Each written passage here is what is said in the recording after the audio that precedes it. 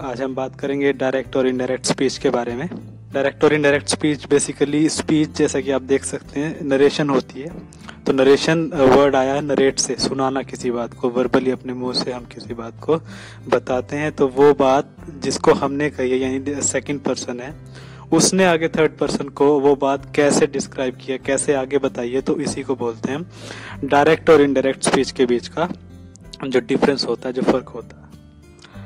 इसको डिफाइन करें तो reported speech is also known as direct और इनडायरेक्ट स्पीच। देखिए, और नरेशन रिपोर्टेड स्पीच भी का यानी रिपोर्ट करता है ना पर्सन, फिर सेकंड पर्सन। जैसे मुझे किसी ने कोई बात कही और वही बात मैं आगे किसी को कैसे कहूंगा, तो वो उसको रिपोर्ट कर रहा हूँ ना मैं, तो मैं रिपोर्ट करता हूँ, तो रिपोर्टेड स्पीच भी इसको कहा जा सकता है।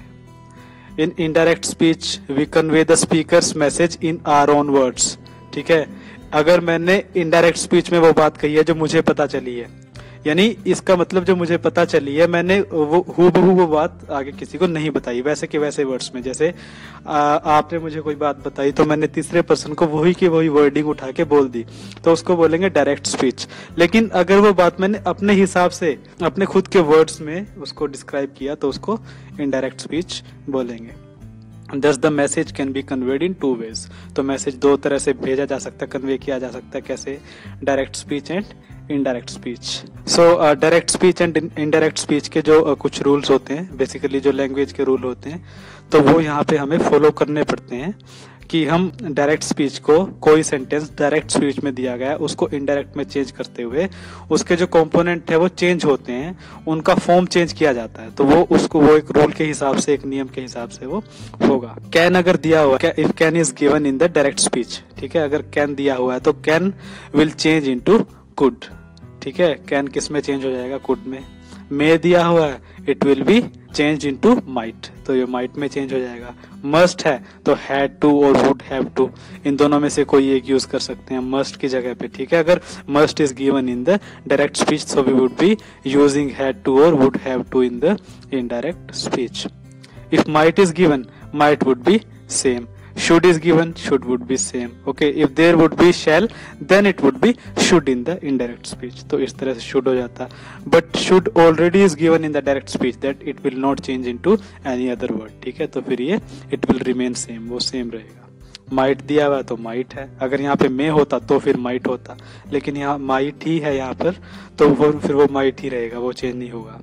could है तो could रहेगा यहाँ पे, लेकिन यहाँ पे अगर can हो जाता तो could होता फिर। ठीक है, तो जैसे could हुआ, और जब अगर could ही है यहाँ पे तो वो could ही होगा, चेंज नहीं होगा indirect speech में जाकर। would है, will be same in the indirect speech। will होता, it would have been then would, तो फिर would होता उस टाइम। ठीक है, तो अगर given ही would है ऑलरेडी तो वो सेम रहेगा, उसमें कोई प्रॉब्लम नहीं है। ought to यानी should का ही एक सिनोनिम है, नियर सिनोनिम है, तो ought to ही रहेगा। ठीक है, इस तरह से। तो अब चेंज करना, मुझे उम्मीद है कि आपको पता चल चुका होगा कि गिवन अगर कुछ वर्ड है तो उसको चेंज कैसे करेंगे यहाँ पे डायरेक्ट से इनडायरेक्ट स्पीच में ले आने के लिए। सेंटेंसेस की तरफ देखते हैं। सेंटेंस से आपको you can get a hint as to how we use indirect speech and direct speech. Okay, how direct speech is given, what is the sentence that is formed in direct speech, and how we change those direct sentences or direct speeches in the indirect speeches. Okay, using the correct form and correct formula. देखिए, he said, देखिए ये coma है, then एक double inverted coma है, ये है dear sign कि भाई ये डायरेक्ट स्पीच है। इसका मतलब ये जो वर्ड है ना, ये वर्ड्स इसके हैं, इस पर्सन के हूबहू। ठीक है ना, इसने अपने ये वर्ड्स कहे, यानी इसी के वर्ड्स हैं, सेम वर्डिंग है। ठीक है ना, इसने चेंज नहीं किया, ये इसके खुद के वर्ड है। क्या कहा इसने? He said I can cook food, मैं खाना पका सकता हूँ। ठीक है, इस तरह से। अब इसने मुझे कहा सपोज, तो मैंने किसी को बताया, तो मैंने क्या कहा? अभी उसने कहा कि वो खाना पका सकता था, ये है मतलब। लेकिन इंग्लिश में अब कहेंगे तो ऐसे ही हिंदी में, लेकिन इंग्लिश में चेंज कैसे करेंगे? वो चेंज भी कैसे होगा? He said would be same. ठीक है, जो लेफ्ट हैंड का जो पोर्शन होता है बिफोर द कोमा, ठीक है, ये डियर वैसे रिपोर्टिंग स्पीच बोलते हैं इसको ग्रामेटिकली। तो जो रिपोर्टिंग स्पीच है वो सेम रहती है। ठीक है, in most of the cases, तो वो मोस्ट ऑफ द केसेस में वो सेम रहेगी। चेंज भी होती है, लेकिन जहां चेंज होती है वो हम डिस्कस करेंगे। तो ही सेड सेम रहेगा, ठीक है। कोमा और डबल इन्वर्टेड कोमा को रिमूव करने के लिए यहाँ पे इनकी जगह पे हमने कंपेंसेट करने के लिए दैट लगा दिया, ठीक है, दैट यूज कर लिया। तो दैट का मतलब क्या है, ये सारे कोमास रिमूव हो जाएंगे, रिमूव हुए, दैट हुआ यूज। दैट आई किस में चेंज होगा, ही में, ठीक है, और कैन किस में चेंज होगा, कुड में। और जो कुक है यहाँ पे स्टूडेंट्स वर्ब है, क्योंकि देखिए मॉडल के बाद आ रहा था वर्ब है, तो वर्ब सेम रहेगा, वर्ब में चेंज नहीं कर सकते हम, ठीक है, क्योंकि मॉडल कुड भी एक मॉडल है, तो मॉडल के साथ तो वर्ब की फर्स्ट फॉर्म ही लगती है। जहाँ चेंज होगा वो हम बात करेंगे। नाउन है, नाउन सेम रहेगा, एग्जैक्टली सेम रहेगा, उसमें कोई प्रॉब्लम नहीं है। In any case it will be same if it is a noun in the given sentence, ठीक है। He said that he could cook food, ठीक है, उसने कहा कि वो खाना पका सकता था। कैन है सकता हूँ, कुड है सकता था, हिंदी में चाहे जो भी मतलब बने, लेकिन इंग्लिश में नरेट कैसे करेंगे, इनडायरेक्ट स्पीच में अपने वर्ड्स में, तो अपने वर्ड्स में फिर उसको ऐसे करना पड़ेगा। हाँ, अगर हमें डायरेक्ट की डायरेक्ट ही बोलनी है उसी के वर्ड में, तो आई कैन कुक फूड, वो फिर डबल इन्वर्टेड कोमा में हो जाएगा, तो वो फिर वो डायरेक्ट स्पीच होगी, वो इनडायरेक्ट स्पीच नहीं होगी। Next, they said we may go to Canada, हम कनाडा जा सकते हैं। दे सेड, कोमा रिमूव होंगे दोनों, दैट वी की जगह पे दे, ठीक है। अब यहाँ से हिंट लेते चलिएगा कि आई कैसे चेंज हुआ, वी कैसे चेंज हुआ, मे को कैसे चेंज करके माइट, देन वर्ब तो सेम रहेगा, ठीक है, क्योंकि V1 यूज होती है और V1 यूज होगी मॉडल के साथ। कनाडा नाउन है, प्लेस का नेम है, तो वो सेम रहेगा, ठीक है। They said that they might go to Canada. She said I must finish the work on time, मुझे काम समय पे खत्म करना ही होगा।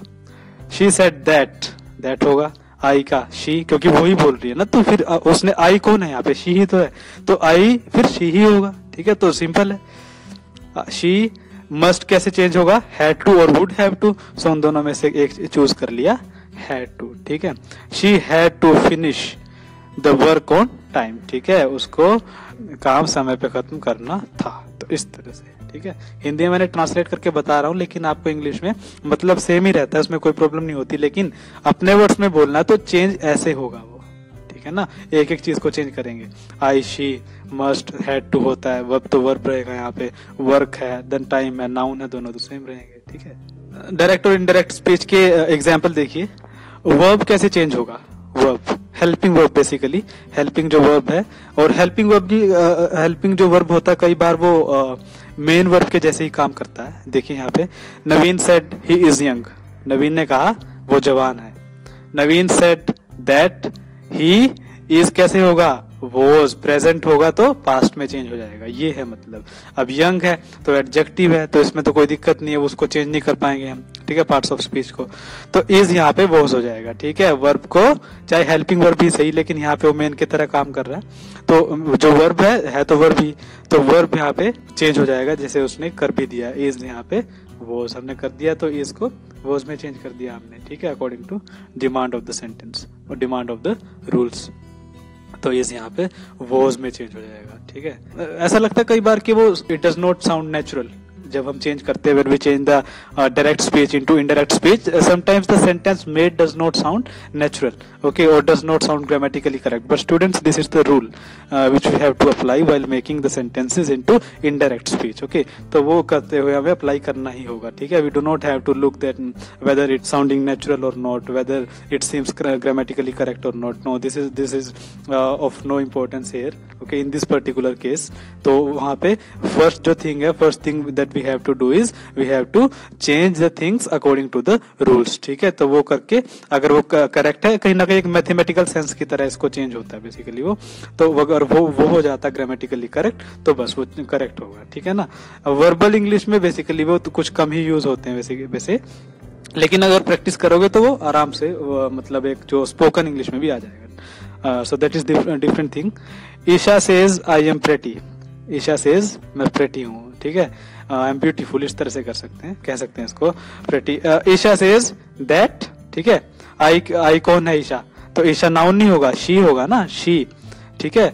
और एम की जगह पे अब शी के साथ एम तो यूज नहीं होगा, ठीक है, तो इज ही होगा, तो वो तो सिंपल सी बात है, she is pretty, again adjective same रहेगा, ठीक है। तो इस तरह से ईशा कहती है कि वो प्रेटी है, ठीक है, इस तरह से। अभी एक्सरसाइज की तरफ देखते हैं, यहाँ से एक हिंट और मिलेगी हमें, जैसे net neutrality dash rules of the road for a free and open internet.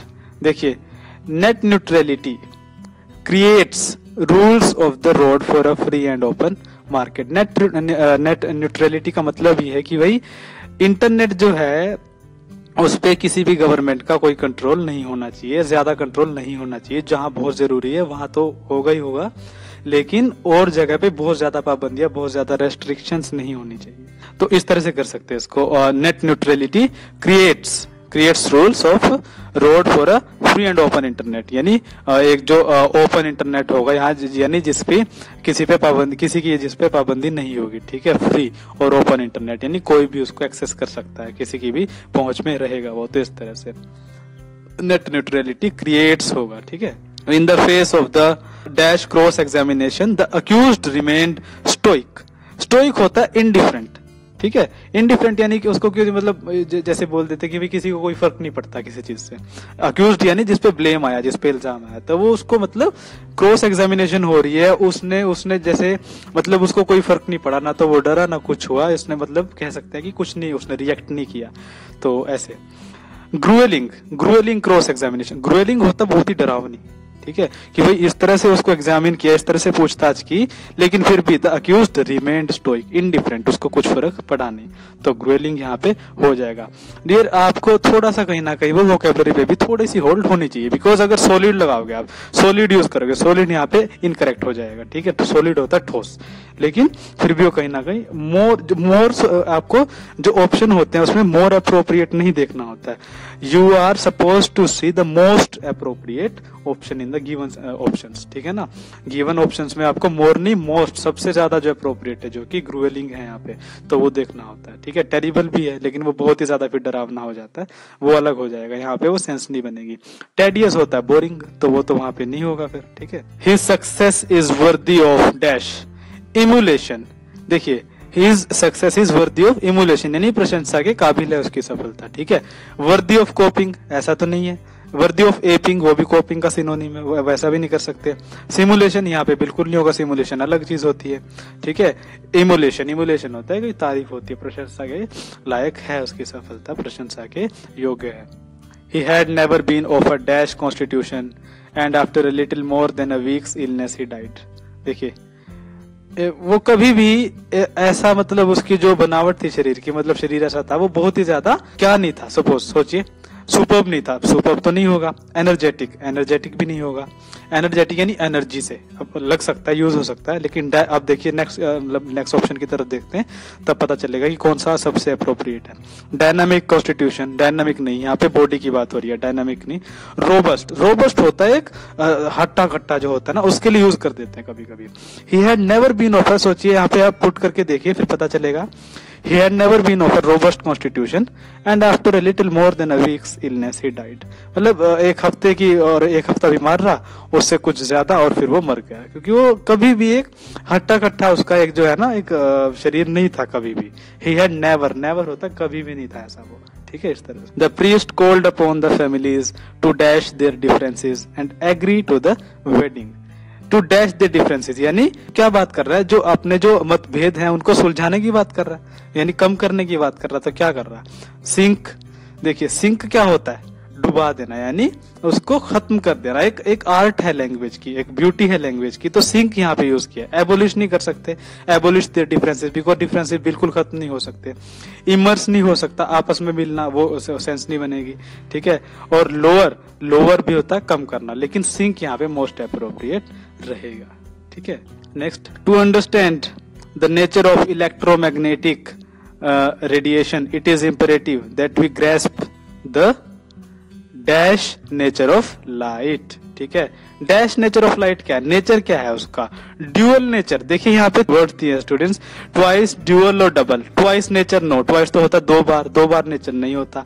Dual और डबल होता मतलब दोबारा, मतलब इकट्ठा, मतलब एक बार और, ठीक है, एक बार और करना, एक साथ ही दोबारा कोई काम करना, तो डबल हो जाता है, वो भी नहीं होगा। ड्यूअल होता है दोहरा, मतलब होता है बेसिकली। आपको अगर वर्ड का एक एग्जैक्ट मतलब पता होगा, so you will be able to fill in the blanks easily, ठीक है, तो उसको फिल कर पाओगे इजीली आप, ठीक है, ब्लैंक्स को। ड्यूअल होता है यानी दोहरी प्रकृति जो लाइट की है, वो हमें समझनी पड़े। ग्रैस्प यानी अंडरस्टैंड करने का ही सिनोनिम है एक, ठीक है, अलग थोड़ा ब्यूटी हो जाती है लैंग्वेज की बेसिकली वो, ठीक है। To understand the nature of electromagnetic radiation, electromagnetic radiation होती है स्टूडेंट्स, जो फिजिक्स के एक्टर में बेसिकली रेडिएशन होती है, यानी लाइट एक जगह पे पड़ के रिफ्लेक्ट कैसे करती है, रेडिएट कैसे करती है, उस तरह का कॉन्सेप्ट होता है। तो लेकिन फोकस हमारा यहाँ है, ठीक है। ड्यूअल नेचर ऑफ लाइट, तो ड्यूअल यहाँ पे आ जाएगा, ठीक है। डबल, ट्वाइस, डिकोटोमस ये नहीं होगा, डिकोटोमस बिल्कुल इनएप्रोप्रिएट है, वो अलग ही एक वर्ड है, ठीक है ना। डिकोटोमस यहाँ नहीं होगा। डिकोटोमस बेसिकली वो होता है कि भाई दो ही एक एस्पेक्ट होते हैं किसी चीज के, लेकिन वो पॉलिटिकल लैंग्वेज में यूज हो जाता है, ठीक है। यहाँ नहीं होता, ये साइंटिफिक लैंग्वेज है, तो थोड़ा सा उसका डिफरेंस होता है, उसका भी फर्क होता है कि लैंग्वेज में वर्ड कौन सा कहाँ यूज होगा। लिटरेचर में थोड़े से अलग कुछ तरह की लैंग्वेज यूज करते हैं, पॉलिटिकल साइंस पॉलिटी में अलग यूज होती है। आप देखिए न्यूज़पेपर की जो लैंग्वेज होती है वो कुछ अलग होती है, ठीक है। साइंस की जो कॉन्सेप्ट होते हैं उनमें अलग होती है लैंग्वेज, तो उसका डिफरेंस होता है। So dual would be here. State laws dash the sale of alcoholic beverages inside the stadium। देखिए भाई अल्कोहलिक बेवरेजेस होता है जो पेय पदार्थ होते हैं, अल्कोहलिक शराब से, यानी शराब से जिसमें अल्कोहल मिक्स्ड है, तो वो स्टेडियम के इनसाइड नहीं होगा। सोचिए आप क्या कहना चाह रहे हैं कि भाई स्टेट के जो नियम है, लॉज है, कानून है, वो डैश करते हैं सेल को, ठीक है, अल्कोहलिक बेवरेजेस की, इनकी सेल नहीं होने देते, ठीक है ना। फ्रीज नहीं करते, इनहिबिट नहीं करते, प्रोहिबिट यूज होता है, ठीक है। आपने देखा भी होगा कि स्मोकिंग इज प्रोहिबिटेड हियर, ठीक है, धूम्रपान निषेध है, तो prohibit, state laws prohibit the sale of alcoholic beverages inside the stadium. देखिए सेंस की भी बात होती है, ठीक है। इनहिबिट रोकना होता है, इंपीड भी गतिरोध पैदा करना होता है, रोकना होता है, रुकावट पैदा करना। फ्रीज होता है जमा देना। इन प्रोहिबिट होता है रोकना, निषेध करना, मतलब नियम के विरुद्ध कोई काम करने से रोकना, तो वो बेसिकली प्रोहिबिट एग्जैक्ट यहाँ पे यूज हो जाएगा। Even if two horses may look dash, they may not be of same age। देखिए अगर वो सेम भी लगे तो भी वो सेम एज के नहीं होंगे। देखिए बिल्कुल सिंपल सा है, only same. Even if two horse's में लुक, अगर आप एक एक ऑप्शन को बारी बारी से भी आप उसको पुट करोगे तो भी आपको you will be easily able to come to the right option, ठीक है, तो आप पहुंच जाओगे। ओनली सेम, अगर वो सेम भी लगे तो भी उनकी एज सेम नहीं होगी, एज उनकी सेम नहीं होगी, तो इस तरह से कर सकते हैं। The dash with which she manages the task is remarkable. उल्लेखनीय है, रिमार्केबल होता है काबिल, कमेंडेबल, काबिल तारीफ, यानी प्रशंसा के जो लायक है काम, उल्लेखनीय है, यानी इसको रिमार्क करना चाहिए भाई, ठीक है। किस तरह से, यानी जिस तरह से वो मैनेज करती है टास्क को। द डैश, द ईज, ठीक है, the ease with which she manages the task is remarkable.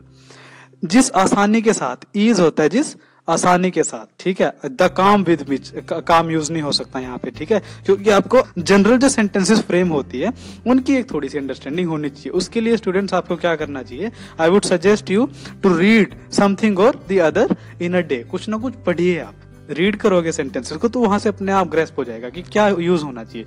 ये ईज यहाँ पे लगाओगे तो ये ऐसे सेंटेंसेस आमतौर पे मिलते हैं रीडिंग में, न्यूज़पेपर पढ़ लीजिए, कोई बुक है कहीं पे भी, तो वहां से इजीली एक बन जाता है, ठीक है। तो ईज यहाँ पे होगा, काम नहीं होगा, जिस शांति के साथ, कंफर्ट जिस आराम के साथ, ईज जिस आसानी के साथ, the ease with which she manages the task is remarkable, ठीक है। सेटिस्फेक्शन होता है संतुष्टि, वो भी नहीं होगा यहाँ पे, मीनिंग का मतलब होता है संतुष्टि। तो ease, the ease with which she manages the task is remarkable, ठीक है, जिस आसानी के साथ वो टास्क मैनेज करती है वही उल्लेखनीय है, काबिल तारीफ है। And the last one is the security for the prime minister has been dash up following the shoot out. भाई शूट आउट हुआ, उसके बाद जो प्राइम मिनिस्टर की सिक्योरिटी है उसको क्या कर दिया गया, सोचिए आप, ठीक है, बीफ्ड अप, बीफ्ड अप। देखिए अप यूज हुआ है स्टूडेंट्स, अप एक प्रपोजिशन है, कुछ कुछ वर्ड ऐसे होते हैं, वर्ब होते हैं जो बिना प्रीपोजिशन के यूज नहीं होते। अब सोचिए आप सिक्योर्ड अप है, वो ग्रामेटिकली इनकरेक्ट हो जाएगा, आप यहीं से हिंट ले सकते हो। हर जगह पे हमें हर चीज की डिटेल में जाने की जरूरत नहीं होती, क्योंकि वो कहीं कहीं पे हर बार ये वो तरीका सही साबित नहीं होता, ठीक है, स्मार्ट एक्ट करना होता कई बार। फोर्टिफाइड अप नहीं, अप नहीं होता अगर फोर्टिफाइड हो जाता तो। सिक्योर तो बिल्कुल नहीं होगा, सिक्योरिटी सिक्योर कैसे करेंगे, ठीक है, वो तो सेंस बनेगी नहीं। स्ट्रेंथन्ड अप, स्ट्रेंथन्ड होता है, स्ट्रेंथन्ड जो होता है वर्ड, तो वो स्ट्रेंथन्ड अप नहीं होगा फिर, ठीक है, स्ट्रेंथन्ड जो होगा वो यहाँ पे अप के बिना ही आता, तो बीफ्ड अप यानी और बढ़ा दी गई है।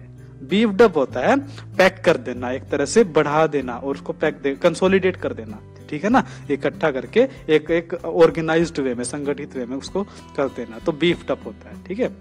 तो आपके साथ बीफ्ड यहाँ पे मोस्ट अप्रोप्रिएट ऑप्शन रहेगा. So dear, I hope you are clear with the direct and the indirect speech. Okay, so keep those rules in mind as to how we change the direct sentence in the or direct speech into indirect speech, and how we use the given words like the verb or the modals okay, according to the rules when we are translating or converting the sentences from direct into indirect speech. Okay, so while converting those sentences from direct into indirect speech, we must keep those rules in mind. Okay, तो वो rules को दिमाग में रखना पड़ेगा, and accordingly you will be able to form the correct sentence, okay, which is correct according to the rules and which also sounds natural and correct in every aspect. तो उस तरह से आप कर पाओगे.